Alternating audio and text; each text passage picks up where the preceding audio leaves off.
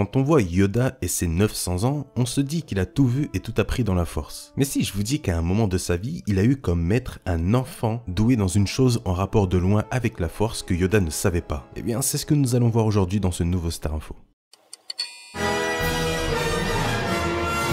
Ce Star Info traitera du comics canon Star Wars tome 5, la guerre secrète de Yoda. Donc il y aura du spoil, vous êtes prévenus. On se retrouve dans des événements avant l'épisode 1 puisque c'est une période faisant même partie de la fin de l'Ancienne République, ce qui est assez rare. En allant délivrer un enfant sensible à la Force, Yoda avait senti qu'on l'appelait et que cet appel dans la Force n'était que pour lui. Donc après avoir libéré l'enfant, il décide de le laisser aux deux Jedi Qui-Gon Jinn et Obi-Wan qui passaient par là, puis part de son côté tranquillement. Il découvre en suivant l'appel une planète cartographiée nulle part ailleurs, entourée d'astéroïdes. Une fois la ceinture d'astéroïdes passée, il arrive finalement et se pose sur cette mystérieuse planète qui possédait un secret inconnu mais très puissant. Une fois sorti de son vaisseau, Yoda rencontre ce qui pourrait ressembler aux natifs de la planète. Mais avec étonnement, il s'aperçoit que ces fameux natifs sont tous des enfants armés de lances. Donc Yoda demande où sont leurs parents et l'un d'eux répond qu'ils ont tous été emmenés à la montagne. Mais là, un autre enfant décide d'attaquer Yoda et lui balance sa lance. Et une chose très bizarre se produit, Yoda n'arrive pas à arrêter la lance avec la force alors qu'il l'avait prévu. Il s'aperçoit que le bout de la lance a quelque chose de très spécial. Le fer de la lance est très vivant dans la force. Mais ça, les enfants ils s'en foutent et décident d'attaquer Yoda en même temps, et en sachant que ce dernier ne peut pas arrêter les lances avec la force, il fait léviter des rochers pour le protéger. Finalement, les natifs s'excusent en voyant les pouvoirs de Yoda et l'appellent le délivreur. Ils l'emmènent ensuite dans leur camp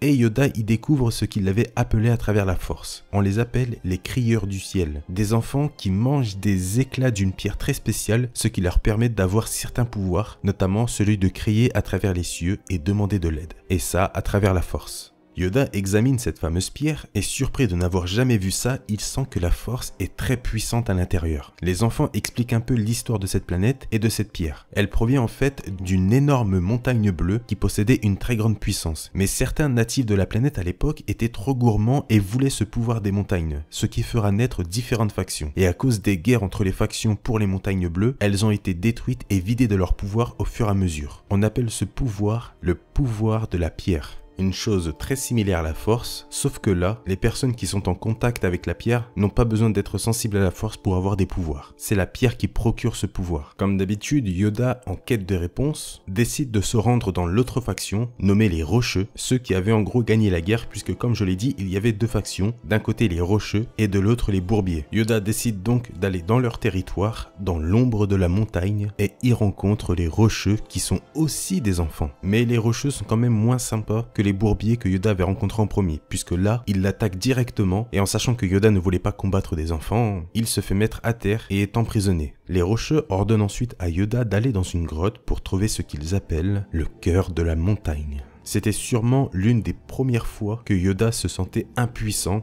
et surtout petit en voyant les longues marches jusqu'à la grotte. Mais on connaît tous le grand maître Jedi et sa détermination. Il finit par affronter ces marches pendant un très long moment à son rythme et arrive finalement en haut de la grotte et pénètre dans l'obscurité sans peur. Pendant des jours dans le noir, il avance seul, mais finit par découvrir d'autres natifs dans la grotte. Mais contrairement aux autres, qui étaient tous des enfants, Yoda découvre cette fois-ci des adultes. Qui plus est, les parents des enfants rencontrés des jours plus tôt. Ils expliquent en fait qu'ils ont eux aussi été envoyés pour chercher le cœur de la montagne, mais qu'ils ne voulaient pas ressortir de la montagne à cause de la guerre qu'il y a en dehors. Au lieu de trouver le cœur de la montagne, ils ont trouvé la paix. Mais ils ont surtout abandonné la guerre qu'ils avaient quand même commencé, mais aussi abandonné leurs enfants. Yoda décide de continuer sa route seul dans les montagnes, avec comme seul compagnon le silence, mais toujours guidé par la force. Et ça payera puisque Yoda rencontre un jeune garçon sur la route nommé Garo, qui avait besoin d'aide et qui mourait de faim. Il expliquera par la suite à Yoda qu'il a été abandonné par les siens parce qu'il ne voulait pas tuer.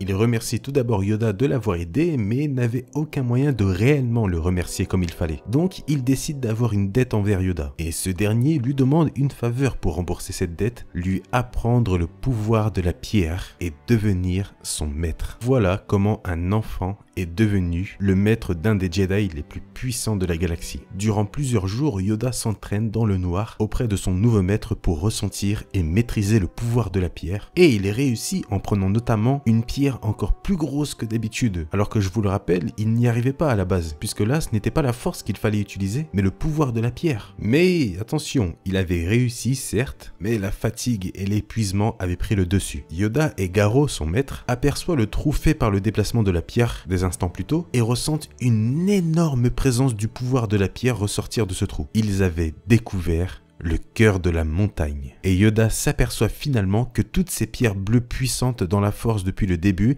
ne font pas partie d'une simple montagne, mais bien d'une créature vivante. En tant que Jedi, Yoda sent que la créature est presque morte à force d'avoir puisé en elle avec les pierres. Donc lui et son maître décident de méditer pendant plus de 9 jours jusqu'à ce que la montagne soit rétablie et réussisse à communiquer avec Yoda. Il raconte à Yoda que c'était des géants de pierre et que ce monde leur appartenait à l'époque. Mais les hommes avides de pouvoir ont mis les géants à genoux pour leurs pierres. Les géants ont décidé par la suite de s'enfoncer dans la terre pour devenir des montagnes. Mais ça n'a pas empêché les guerres et les hommes ont continué à prendre des morceaux de pierre pour le pouvoir en tailladant les créatures. Pour remercier le maître et l'apprenti, ça fait bizarre de dire apprenti pour Yoda, le géant laisse Yoda et Garro sortir enfin de la montagne. Une fois revenus au village, les rocheux menacent Yoda de le tuer s'il ne dévoile pas le secret de la montagne. Et contre toute attente, Garro, son maître, sûrement pour sauver Yoda, avoue le secret en disant que la montagne est vivante. Garro décide ensuite de partir avec les siens, laissant Yoda seul en disant « Je ne suis plus ton maître, ta formation est terminée ». Seul, Yoda retourne au village des Bourbiers, le premier groupe d'enfants qu'il a rencontré, et les prépare à une guerre qui va arriver, puisque du côté de Garro, il avait appris aux autres rocheux le pouvoir de parler à la montagne grâce à la méditation. Sauf que là, ils influaient la colère et la haine dans la montagne, en soi, le côté obscur, pour contrôler cette montagne. De son côté, Yoda avait initié les enfants à la méditation, mais ils sont tous perturbés par la colère de la montagne qui se rapproche. Yoda se rend seul devant son destin, pendant que les enfants continuent de méditer. Il découvre devant ses yeux, pour la première fois, un géant de pierre très en colère, contrôlé par les rocheux qui veulent en finir avec lui et l'autre groupe d'enfants pour terminer cette guerre. Le géant attaque Yoda devant son ancien maître en larmes, mais grâce à son enseignement, Yoda réussit à retenir le géant de pierre, une prouesse incroyable et à la hauteur du personnage. Mais le géant, commandé par les rocheux, décide d'en finir avec un deuxième coup plus violent que le premier qui aurait dû écraser Yoda, mais bien au contraire. Il était au-delà de tout ça grâce au pouvoir de la pierre. Il sort son sabre laser et fait ensuite littéralement tomber le géant et le délivre par la même occasion de l'emprise des rocheux. Ces derniers sont finalement vaincus et Yoda promet des leçons pour apprendre à vivre et à utiliser ce pouvoir. La guerre entre les factions était terminée. Et surtout, les géants étaient désormais en paix. Mais Garro, lui, décide de partir seul de son côté parce qu'il n'avait pas trouvé la force une nouvelle fois de tuer quand il le devait. Fin de l'histoire. Alors après, l'histoire avec Garro reprend des années plus tard quand Luke va sur ce fameux monde redevenu mort et Garro explique en gros qu'à cause des enseignements de Yoda, les habitants de la planète sont partis petit à petit pour découvrir d'autres planètes et à force de partir, le pouvoir des pierres, donc des géants, se sont affaiblis, ne laissant que Garro sur la planète. Et ce dernier tente de tuer Luke pour finir sa guerre. Alors j'ai pas trop compris ce passage là personnellement, donc je vais éviter de le raconter, je suis désolé, mais il est vraiment très bref. Et c'est peut-être même pour ça que j'ai rien compris. Mais Garro finit par se sacrifier pour relancer le cœur d'un géant et Luke décide de trouver ce cœur pour faire comme Yoda à l'époque avec Garro, méditer pour le réveiller. Voilà, fin réelle de l'histoire. C'était un peu long mais ça vaut clairement le coup, surtout sur un personnage comme Yoda. Qui aurait cru qu'il aurait eu un enfant comme maître? Et il faut savoir aussi que Garro a rencontré Obi-Wan sur Tatooine. Ce Star Info touche à sa fin. N'hésitez pas à réagir dans les commentaires pour me dire qu'est-ce que vous avez pensé de cette histoire. Est-ce que vous étiez au courant que Yoda avait eu un enfant comme maître, ou même au courant de cette histoire et du pouvoir de la pierre, qui est quand même un truc similaire à la force, mais qui n'est pas la force. C'est quand même hyper intriguant et c'est vraiment bien pensé. N'hésitez pas à tout me dire dans les commentaires, c'est là pour ça. Et bien sûr, à liker la vidéo si ça vous a plu, c'est hyper important, je compte sur vous. Et si vous voulez vous abonner à la chaîne pour ne rien manquer des prochaines vidéos, là c'est comme vous voulez. Si vous avez un tout petit peu de temps à perdre, dans la description il y a le Utip de la chaîne, voilà, c'est gratuit. Sur ce, je vous laisse, je vous remercie d'avoir regardé cette vidéo, bonne soirée ou bonne journée et à la prochaine, salut à tous.